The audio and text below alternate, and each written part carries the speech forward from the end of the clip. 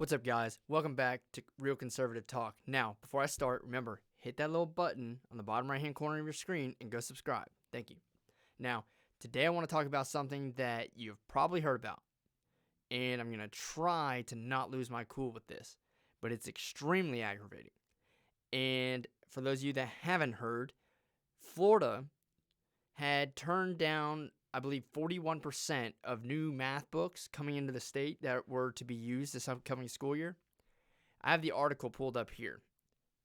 And I'm going to read this article first to give you guys some context about what's going on. And then I'm going to actually pull up the examples that have been disclosed by the Department of Education for Florida.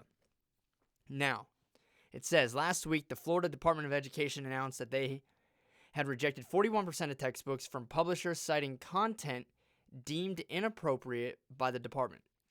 The content in question, critical race theory, social, emotional learning, and the Common Core. Initially, the department did not release any examples of the rejected material and were called out for the lack of transparency. On Friday, the department released 4 examples of prohibited material and textbooks they rejected. Goes on to say that the department placed a disclaimer along with the example stating that based on volume of requests the department has received for examples of problematic elements of the recently reviewed instructional materials, the following are examples provided to the department by the public and presented no conflict in sharing them. These examples do not represent an exhaustive list of input received by the department. Now, the first example, and I'm going to pull it up here. It's a graph. I can make it bigger for you guys, so you can see that. Now I'm going to read this graph. So on the left-hand side, this is a math book, by the way. A math book. I'm assuming it's high school, could be advanced middle school by some of this math, but it's a math book. It reads, the bar graph shows the differences among age groups on the implicit association text that measures levels of racial prejudice. Higher scores indicate stronger bias. And I wish I could point to it, but it says here on top as the title of the graph, measuring racial prejudice by age. So the graph on your left is measuring racial prejudice by age. Why the hell would they need that in there? Why could they not use another example? It's showing that people ages 65 plus tend to be more racist, right? How the hell do you even measure racial prejudice, by the way? The one on the right really aggravates me even more. So the graph on the right says, measuring racial prejudice by political identification. And you have your far right wingers over here on the far right of the graph, where it says slightly conservative, moderate conservative, and very conservative. And it has the moderately conservatives as the most racist people, but the conservatives overall are the more racist group. Bullshit. This is bullshit on multiple levels. Why? Well, one, we're teaching kids and their kids that one class or one group of people, because of the way they identify politically, which, you know, if we're going to be honest, let's really be honest about this. The group that they're pointing out is probably the smarter portion of this group. But they're singling out a group of people by their political ideology and saying that they are basically twice as racist as the other side. When on my own show here, I've actually given physical examples and policies that our liberal government currently is putting into place that are extremely racist, and I've done it by the statistics. Not just statistics I found on some random article, by the way. These are statistics from the Bureau of Labor and the ones that our own government is putting out, showing their racial basically how racist their policies are. Not conservative policy, by the way. Liberal policy.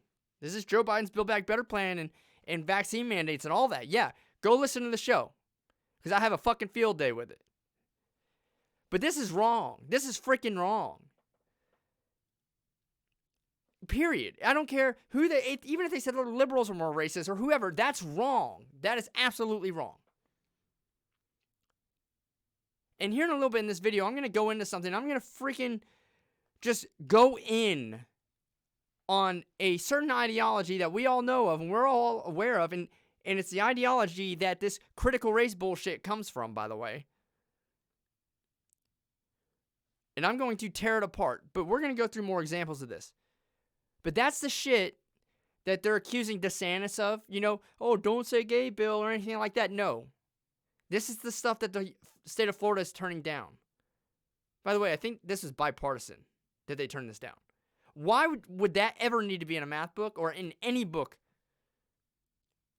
in high school or anywhere? That's not right. That's wrong. That is freaking wrong. Not to mention, there are many black people and many people of color that are conservatives.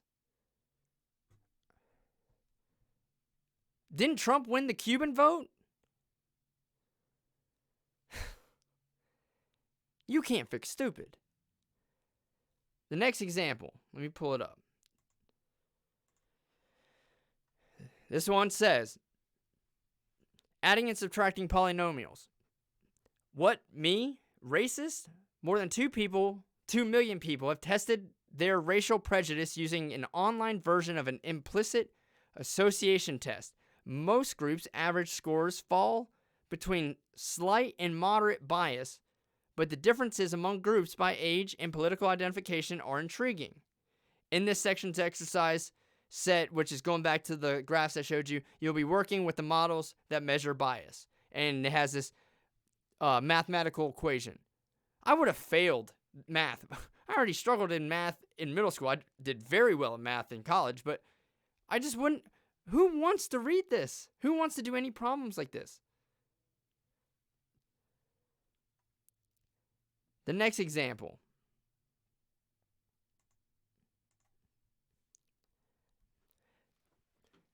Lesson objectives. Again, for the same problem. Students identify numbers from 1 to 5 in sequence, understanding that each successive number name is referring to an amount that is one larger. Language objectives. Students identify the next successive number to 5 when counting by stating the number. Sorry, it's kind of blurry. It says to cultivate conversation and optimize output, ELs will participate in MLR8 discussion supports. SEL objective. Students build proficiency with social awareness as a practice with empathizing with classmates. This isn't a math lesson. This is like racial counseling. And the racially counseling individuals that aren't even racist. Children are not racist. The only reason they're racist is because they're taught to be racist. And we're teaching them how to be racist. Last example.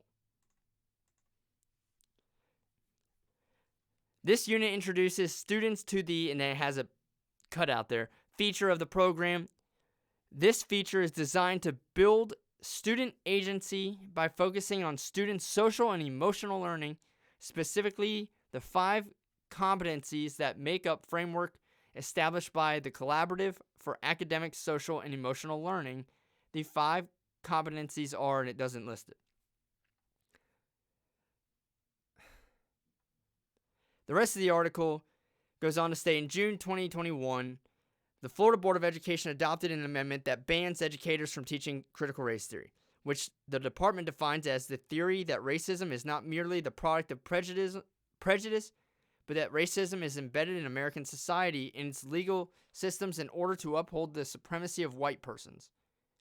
Conservatives in states like Missouri, Idaho, and Tennessee followed Florida Governor Rick DeSantis' lead introduced legislator that bans critical race theory from being taught in classrooms, and the anti-CRT movement has only been growing. According to ABC 35, states in total have signed into law or introduced legislation banning or restricting teaching critical race theory. This is a problem. This is a major problem. Now, let me tear this shit apart. Do you know where critical race theory comes from? Probably not. But critical race theory comes from communism and the Communist Manifesto. Why? Okay, the idea behind critical race theory is exposing a oppressive class, and trying to keep an oppressive class from exploiting another class, which would be the oppressed, right? That's what communism does. You have your bourgeois and your proletariats. And it's trying to get the proletariat class, which is your lower working class, to rise up, revolt, and take over the bourgeois. Put the means of production back in the hands of the proletariats and the people, right? And we're going to go through this. By the way, everyone should read this book. What is this? This is the Communist Manifesto. I read it in a day. All right? I just read it again. I've read it about 3 times now. But we're going to go through that, and I'm actually going to read some stuff directly out of there, because this is where critical race theory derives from. Yeah, they may base it around race, but the entire ideology is communism. And this is the stuff they're trying to put into schools. The government is, and it's indoctrinating these kids. They don't care about race. They care about the communist views. Because the end goal is that there's no race, right? Which, that's fine. If you say there's no race, whatever. Everyone's equal, that's fine. But they're actually going 20 steps further. And I'm going to show you how. So, the big thing that people don't seem to understand about communism, and Karl Marx, by the way, is what does it seek to do? Okay, it wants to abolish private property, put the means of production in the hands of the people, right? It's a centralized government, which is actually really not in a communist society. But it also abolishes religion and the family structure. Yes, communism is all about that free love bullshit. Why? Because according to Karl Marx, marriage and the institution of marriage is nothing more than a capitalist derivative. Because women are only seen as a tool for production, and that children are indoctrinated by their parents to take part in a capitalist economy, and they will also reap the benefits of capitalism through inheritance. Inheritance is one of the largest enemies of communism. By the way, there's a lot of policy being introduced right now in this Build Back Better bullshit that is extremely communist. And these people that support communism, by the way, this bothers me. I go in on communism all the time, but I hate this argument. Okay, so what do true communists say? All right, there's never been a communist society. Theoretically, there hasn't been. The Soviet Union never achieved it. North Korea would be the closest one, but they're not there, right? Because then Kim Jong-un couldn't be in power. But what they define it as, it's a stateless, classless, moneyless society. All right, we're going to rip that shit to pieces now. Because the communists are the most contradicting people you've ever met. They don't know what the hell they want. All right. So, and then you need to go back and then take critical race theory and what you know about critical race theory, by the way, and you'll see how this all comes together. Now, abolishing the family is the big one, because that one's like the least talked about. All right, if you abolish religion, why do they abolish religion? Well, religion's tied to capitalism, especially Christianity. But it's also sets a class of people too. And if you abolish the family, then you don't have really any threat to the ideology of communism. Why? Well, it says here, I'll read what I have written down. The largest concern would be to abolish it, the largest concern or goal would be the abolition of family. Marx believed the family structure was a result of capitalism and that the family members were exploited as means of production. He believed that women were only viewed for production purposes and that the families were formed to maintain capitalist ideology and to pass down wealth through inheritance, which is what I already said. Inheritance is one of the primary enemies of communist society. Okay. Furthermore, communism is threatened by the education provided by a parent to their child. Communism would make education for all children completely free and would indoctrinate them. Now, we already have public schools, but we're paying taxes for it. In a moneyless society, no one pays for it. So there's no taxes. But they are threatened by the education provided by their parent. They don't want the parent indoctrinating the child because in our society right now, what are you teaching them? Hey, be good with your money, take part in capitalism, right? Go in a business, go work for someone, get a good job, go to college, whatever. We're not teaching them the communist ideology.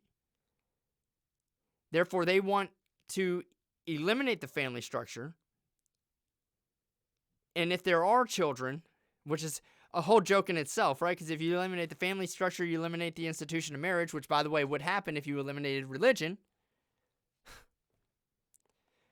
You wouldn't have many children. And if you did, then who's raising the children? It would be a community that's raising it and the community which is indoctrinating it. Therefore, the schools, they would be attending these schools of the community that is forcing communist ideology down the throats. That's why they want this.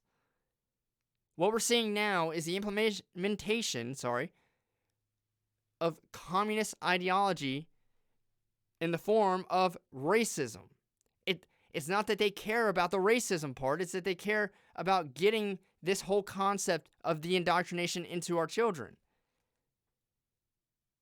Think about it. We just spent how many years since this critical race theory has been talked about of parents going in there and saying, no, we don't want this, because they kind of understand what it is.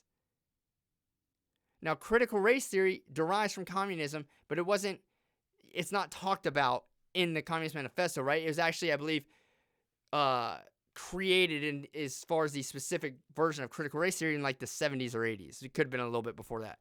But the ideology behind critical race theory is all from communism in that form of indoctrination. Here's the other thing. We're seeing the government want to force this kind of stuff down our kids' throats, like I just said. So, what are the problems with the assumptions these communist people have? Because I just want to debunk this whole thing. All right? They're the most shallow-minded, foolish people ever, and they don't understand how things work. All right? First of all, communism assumes, at least Marx assumed, that there's a monarchy. Why? Because when Marx wrote the Communist Manifesto in 1848, all of Europe was run by monarchs. And then he brings up the United States, which was run by a president, right? But he's also assuming that in a voting society, which he was rightfully assuming at that time in America, that only the bourgeois class, which here would have been the white male landowners, which made up about 10 to 16% of the population, were the only ones that were able to vote and take part in any decision making. He was right. But he didn't realize that in 1850, the United States allowed all white males to vote, period, regardless of property status. And now, in society, everyone can fucking vote. So it has taken a while to get here, yes. And so maybe communist ideology had some relevance back in 1848, but it has no relevance today. Why? Okay, everyone can vote. There's no monarchs, really, other than a status figure like Queen Elizabeth. for the most part, they're democratic. And everyone has a say in what happens here. Whether you believe so or not, you do. You vote. You place that vote and you have a say. Here's the other thing. It assumes that only certain class of people can start a business or own a home. Where in the United States, and I'm only speaking for the United States because I live here, you can be in the lower working class and own a home and have private ownership. You can also go start your own fucking business. If you don't want to, that's your fault. But anyone can go start a business. You can choose whatever it is that you want to do. That's why I say communists are actually the lazy motherfuckers in the United States. I said I wasn't going to go off and cuss, but I am. All right? Because they, for whatever reason, don't understand how the economy works. They don't understand how society works. At least, again, only speaking in the United States. If you want to be a part of the bourgeois class, which, by the way, is just the middle class or the ones that participate in capitalism, go be a part of it. In fact, you probably already are.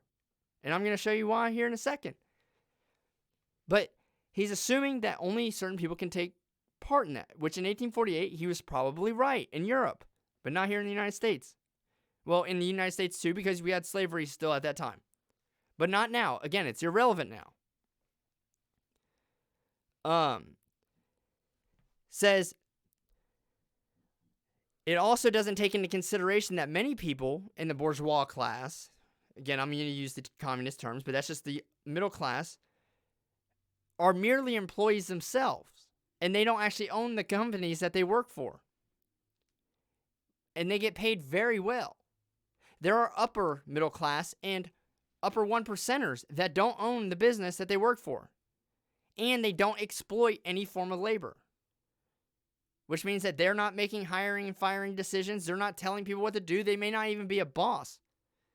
Let's take, for example, a surgeon who works at a hospital and makes, $200,000 a year. He's just performing the surgery. Yeah, he has nurses and stuff around him. They chose to do that, by the way. Also, well paid. Or can be well paid. But he is just there to do surgery. And he's employed by the hospital. But he would be a part of the bourgeois class. Because why? He's, by default, making so much money. He's in the upper levels and taking part in this capitalist environment.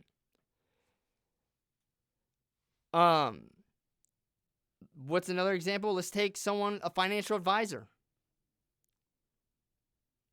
who works for a firm. Maybe they're not self-employed, they work for someone, but all they do is work for the clients.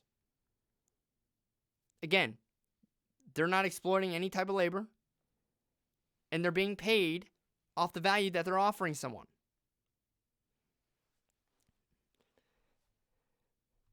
So that right there is out.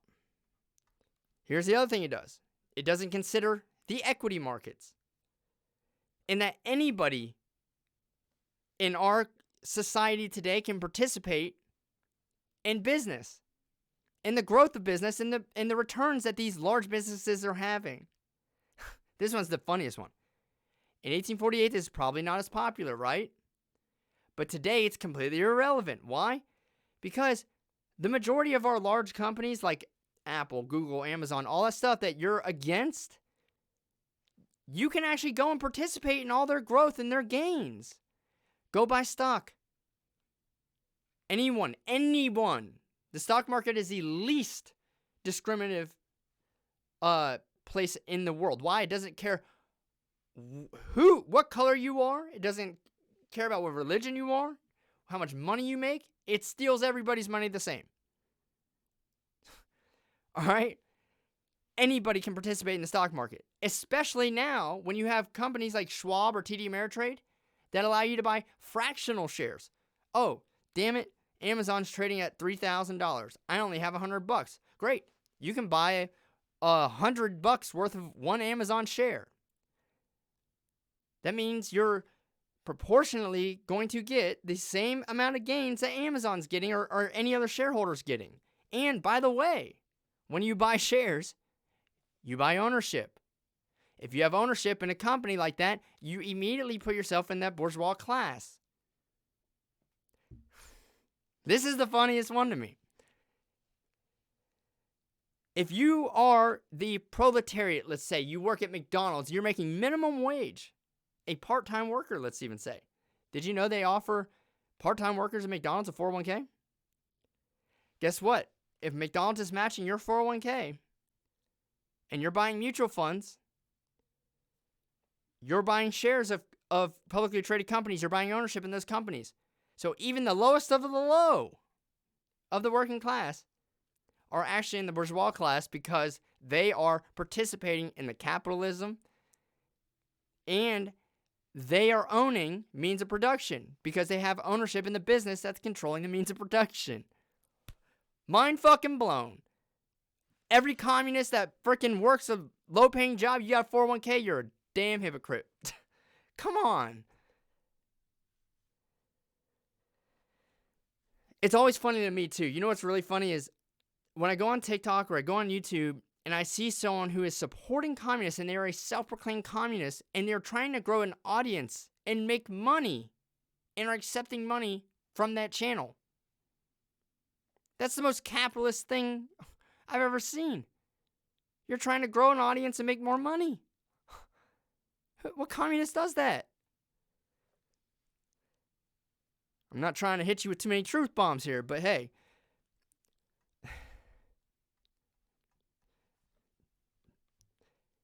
Communism is the ideology for the person that is uninformed, lazy, and jealous. It's as simple as that. They do not understand how economies work, they don't understand basic human behavior, and they don't understand the consequences from the fallout from a forced transition to communism, and they are also the people that fear any form of competition. If you have a classless society, or let me finish reading my notes here. It says, they tend to have a misconception that communism means everyone will get together and vote on everything, like how much food to produce and consume, or, I've heard others say that communists or communism allows people to pursue their ideal career path. For example, if they want to own a dance studio, it will allow them to do that. Here's the big problem with that. And I'm talking about strict communism. I'm not talking about the USSR or anything like that. I'm talking about all the, what the people that are communists today are saying a communist society would be. That stateless, classless, moneyless society, right? It's impossible for you to choose your career path. Here's why. All right. If you had a classless society, that means that everyone is completely equal in all forms, such as compensation, if you had compensation, which you wouldn't, free time, and buying and selling privileges, if you were doing that, which you wouldn't, right? That means you're just working for free. But that contradicts their argument because when someone tells them that communism means that no matter what job you're doing, you're getting paid the same, and they say, no, that doesn't mean that. Well, it actually does because even though you're not getting paid, that means no one's getting anything. Therefore, people are doing harder jobs or more demanding jobs with no compensation. The people that are doing easy jobs or office jobs are getting the same, no compensation. It's all equal, right? And communism says that basically the fruits of your labor would be the warm, funny feeling you get in your stomach if you're a doctor and you save someone's life. Okay. Look, people go and do certain jobs because of the incentive, and communism completely throws out the incentive. And people are going to say, well, that's just today's ideology and you're just stuck with that in your head. No, that's life. That's everything. By the way, humans are extremely competitive. How do I know that? Well, since the beginning of time, and we've been in groups, we've been fighting wars. Why have we been fighting war? Well, to take people over, to grow our own ideology in society, gain land, gain resources, and compete. We're competitive people. Why do we fight over women? Why does any animal fight over a woman? And breeding purposes, right? For competition. It's not just the humans, it's every animal. It's nature. See, they're trying to defy the laws of physics here with communism, and it's impossible. So, everyone has to be the same in a classless society. Well, then let's say everyone could choose their career path. Then there would be an excessive number of unfilled roles in an economy because the jobs are boring, dangerous, or demanding, right? If everyone goes and chooses their hobby, let's say, oh, I like to dance, or I like to play football. So I'm going to do that. You go do that. This other person's going to go do the dance studio and teach people how to dance. And everyone does their hobbies. I like to hunt and I like to fish, so I'm going to go hunt and fish all day. Yeah, and I may provide food for other people. Okay, so I'm contributing. But I don't know anyone that gets a kick out of going and cleaning out septic tanks. Who's going to do that job? Well, the ones that are unfilled, people have to be assigned to. Therefore, the group of people that are having to be assigned to these less attractive roles in society, you've now formed a class. You've now formed a division. The people that get to choose and the people that don't. So now you've just done the exact thing that you swore to get rid of. Well, that means, for everyone to be equal, that everybody has to be assigned a role. No matter what.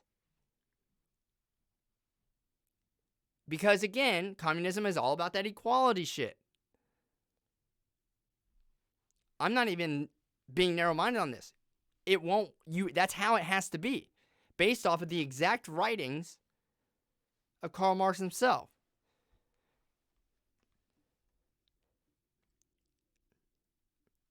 Communism wants to eliminate religion. This is going to be a real big one, right? But not just religion, but individual freedoms as well. And the idea of the freedom of religion, the freedom of speech, and any other freedom that is granted to us in our Constitution. But just human right freedoms too. It even says in there that yes, it will get rid of individual freedoms. Now, it also says that hey, this has to be done by a revolution. And you're damn right, because here's the thing. Even poor people own homes and property here in the United States. Poor people practice religion. The only way you would be able to go to a communist society is you would have to indoctrinate our children, which would be a task in itself, for years. And then you would have to go enforce the people like myself, who is a homeowner and a property owner, and you have to confiscate that property. I want you to think about that. We have an amendment that is geared towards illegal search and seizure of property and taking property without just compensation. But in a communist country, there's no compensation, which means they're just taking it from you and giving it to the whole society. Fuck the whole society. They also fail to consider competitive and comparative advantages in society. Some people are better at doing things than others. You also need organizational. You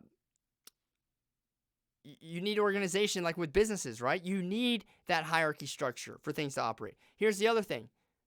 If everyone got to choose their role, but there's no compensation, and there can't be any class, then no one would join the military. No one would voluntarily join the military. Why? Because you either do it maybe for some kind of benefit. A lot of it could be the honor in going and serving in the military. You can't honor the military and you can't compensate the military. Because if you honor them or compensate them and no one else is being honored or compensated, you have now created another class. Therefore, no one would go and do that job. So, what do you have to do? You have to conscript people into the military. Now, who is going to do the conscripting and who is going to do the assigning of these jobs? The government. The government is made up by the people. See, this is the other big joke, right? It can't be a stateless society. It cannot be. Why? Because the state is the government. Now, they're saying, oh, well, they want to eliminate nations and territories and all that. No, state is the people that control that stuff, the government of those areas. Because you have to have someone that is getting, assigning that stuff. Why? Because if everyone, let's say you had 330 million people getting together and voting on every little fucking thing, it'd be the most inefficient experience ever in the history of the entire world. Going all the way back before the dinosaurs. It would be so inefficient. And we would starve. You wouldn't grow anything. You wouldn't do nothing. Why? Because you have to wait on everyone else's decision. And the people making decisions that are voting, most of them have no idea how to farm or the science behind medicine or how to do anything. So nothing would ever get done. And if it did get done, it would be piss poor. Do you know why communism, like the idea, caught wind? Because of the Industrial Revolution in Europe and the United States. I'm going to read a quote. And this quote, all right, first of all, Marx was worried about machines replacing humans in jobs. Marx also said that being a slave was better than being a low-class worker in the Industrial Revolution. Why? Because a slave always had a role, didn't have to worry about machines taking over his job, but a worker, a wage worker, was basically having to slave and sell himself every day, you know, and hope that there was a demand for his labor, which is bullshit. But this quote says, "The less skill and exertion of strength implied in manual labor, in other words, the more modern industry becomes developed, the more is the labor of men superseded by that of women. Differences in age and sex have no longer any distinctive social validity for the working class." Karl Marx is a very sexist person.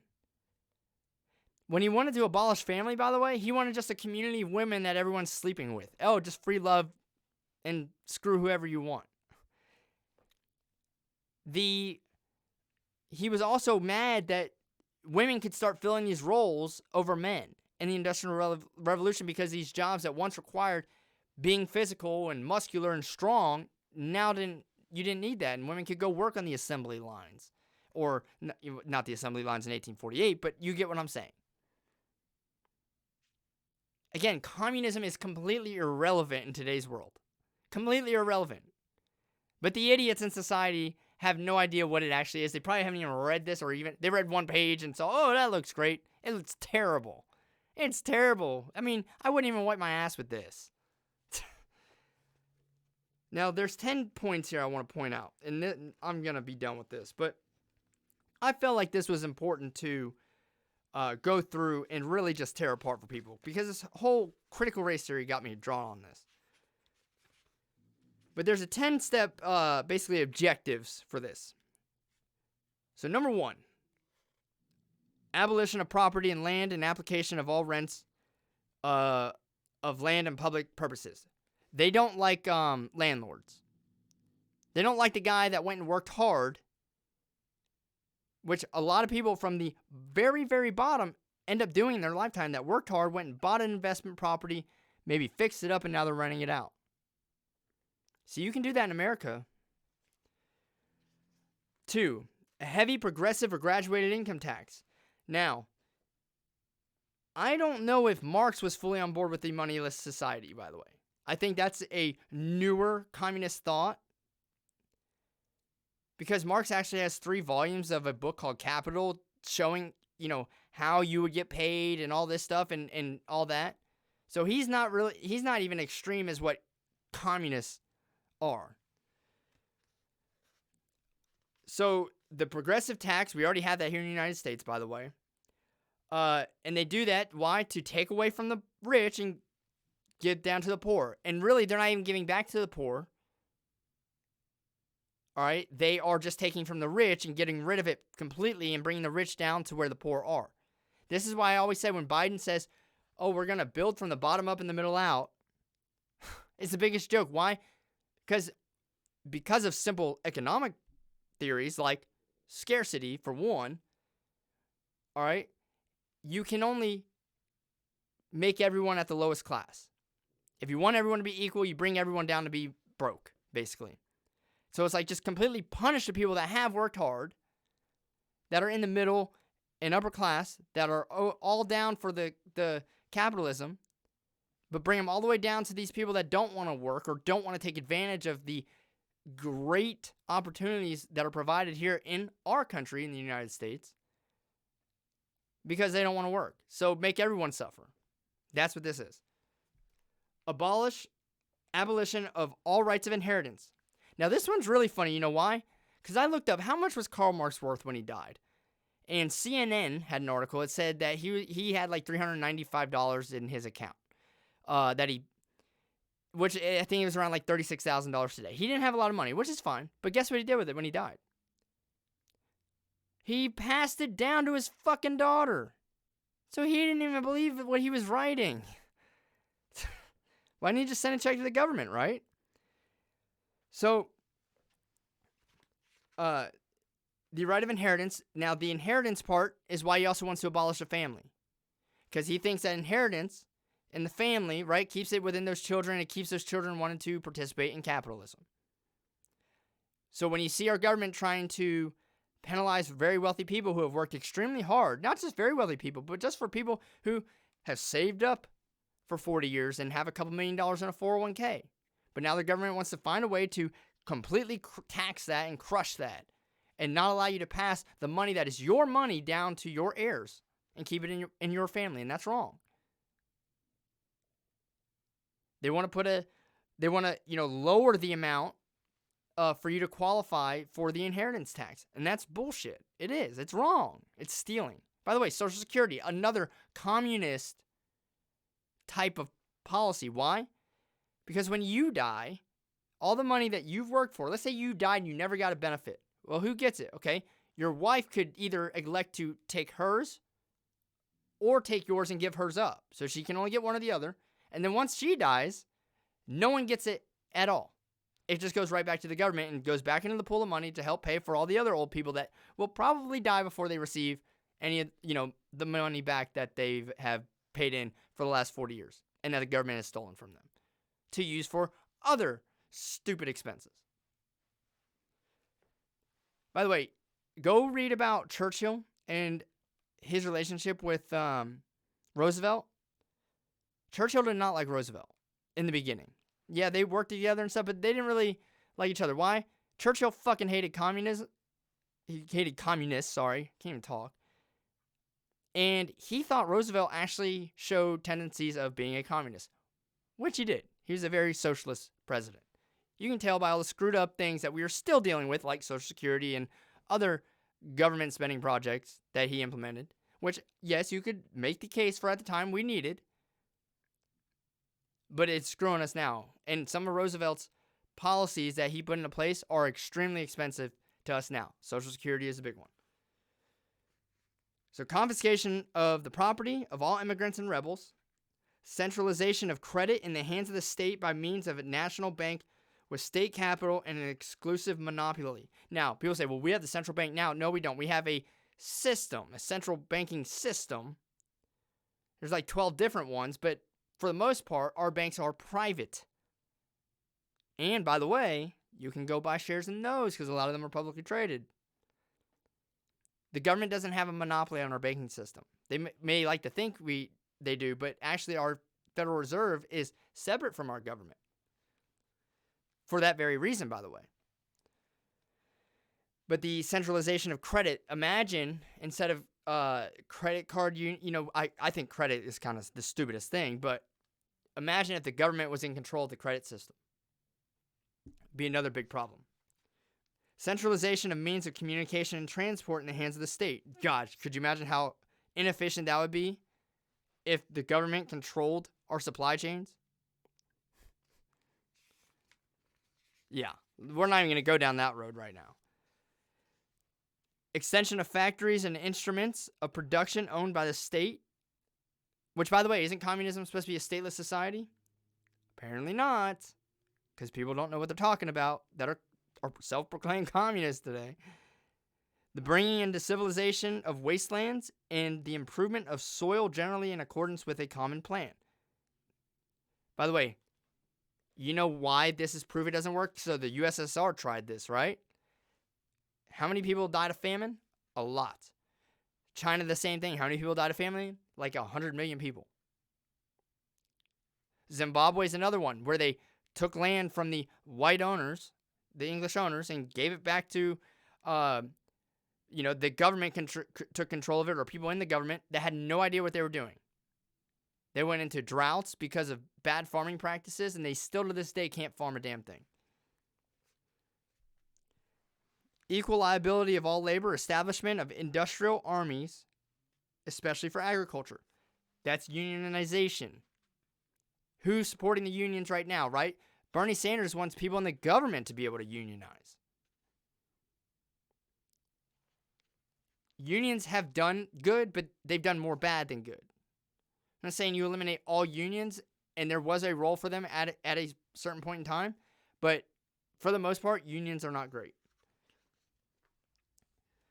Combination of agriculture with manufacturing industries, gradual abolition of distinction between town and country by a more equitable distribution of the population over the country.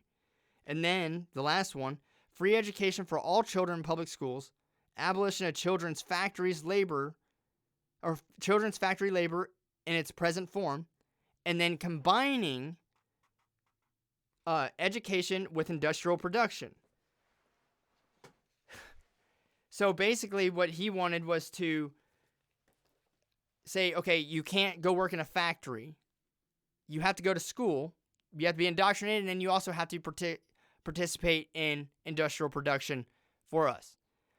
Communism, because it was derived from the perceived threat of the Industrial Revolution, it also limits or completely eliminates any kind of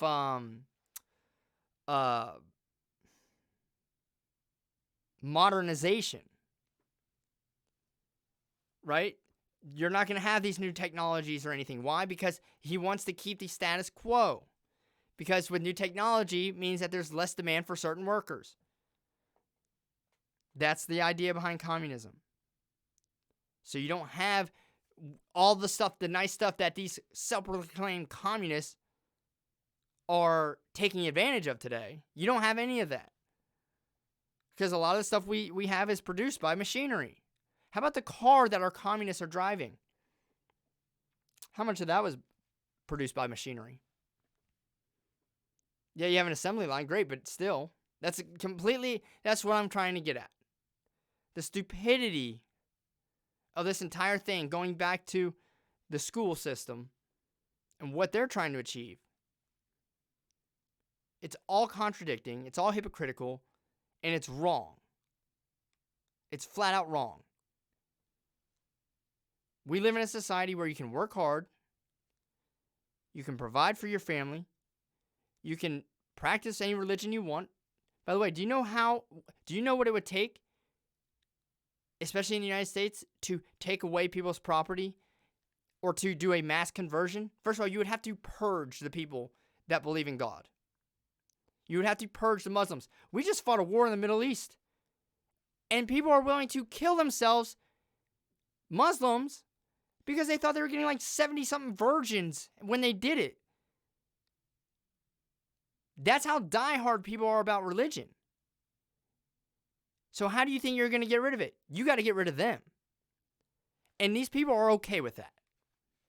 And if they say they're not, they're lying, because that's the only way you could do it. That's the only way. Because religion has been around since well before communism ever existed. Religion has been the cause of more war, more death than anything. But it's also been the cause of more good than anything, and a lot of the growth that we have too. Okay? Religion will not die. It may get less popular, but it will not die, especially in certain areas of the world. But they fail to acknowledge this, and you're not taking my property at all. I pay for my shit. I own my shit. Not you, not anybody else. So I'm going to leave it at that. Again, hit the button on the bottom right, go subscribe, and share this video because people need to see this. Thank you.